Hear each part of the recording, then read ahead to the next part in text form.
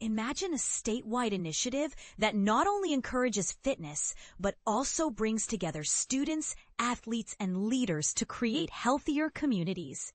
That's exactly what's happening in Ohio right now, thanks to Lieutenant Governor Jim Tressel and former Ohio State University football star Ted Ginn Jr. But here's where it gets interesting. This isn't just another school visit. It's the beginning of a movement aimed at transforming how middle schoolers approach health and wellness. This Tuesday, Lieutenant Governor Tressel will make a special stop at Indian Creek Middle School as part of his statewide tour promoting a new fitness challenge. The event will take place in the school gym at 9 a.m., where he'll be joined by Ted Ginn Jr., whose presence alone is sure to energize the crowd. Together, they'll address 5th through 8th graders about an exciting program designed to foster lifelong healthy habits. What makes this initiative stand out is its focus on 3 core pillars: fitness, nutrition, and sleep. These components are meant to work hand in hand to boost energy levels, promote wellness, and strengthen community bonds through friendly competition and personal goal setting. According to the Ohio Department of Education and Workforce, this challenge targets students in grades 4 to 8, making it accessible to a wide range of young learners. It's not just about physical activity. It's about teaching kids how small changes can lead to big improvements over time. For example, something as simple as ensuring adequate sleep or eating nutritious meals can have profound effects on both academic performance and overall well-being. Tony Galt, the event coordinator for Lieutenant Governor Tressel, shared some behind-the-scenes details about the rollout. He explained that Indian Creek Middle School is one of several stops on a journey spanning cities like Cincinnati, Columbus, Cleveland, Youngstown, and Ironton. During these visits, Tressel and Ginn will engage students in interactive activities alongside local athletes, creating excitement around the program. He'll talk to students about the importance of staying active and maintaining balance, Galt said.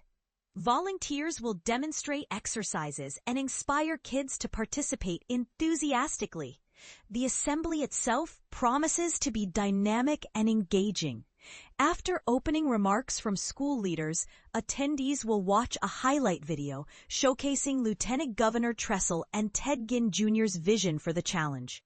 Following this, Tressel will provide an overview of the program while demonstrating sample exercises alongside Ginn and other athletes.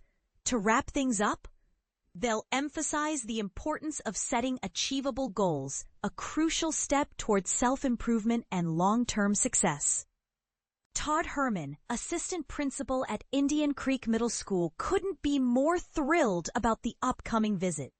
It's a fantastic opportunity to motivate our students to prioritize their health, he said. We've been working on similar initiatives, such as extending recess periods to give kids more time to move and recharge during the school day. This aligns perfectly with the goals of the Fitness Challenge, which seeks to integrate wellness into everyday life. One thing worth noting is that programs like this often spark debate. Some might argue that schools already face enough challenges without adding another layer of responsibility.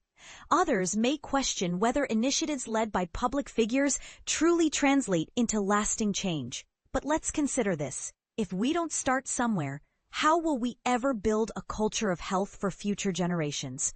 And this is the part most people miss: the ripple effect. When kids learn healthy habits early, those habits tend to stick with them throughout adulthood. So what do you think? Do celebrity-backed campaigns like this one hold real value, or are they just fleeting trends? Should schools play a bigger role in promoting wellness, or does that responsibility lie primarily with parents? We'd love to hear your thoughts in the comments below. Let's keep the conversation going, because ultimately, the future of our children depends on finding answers that work for everyone.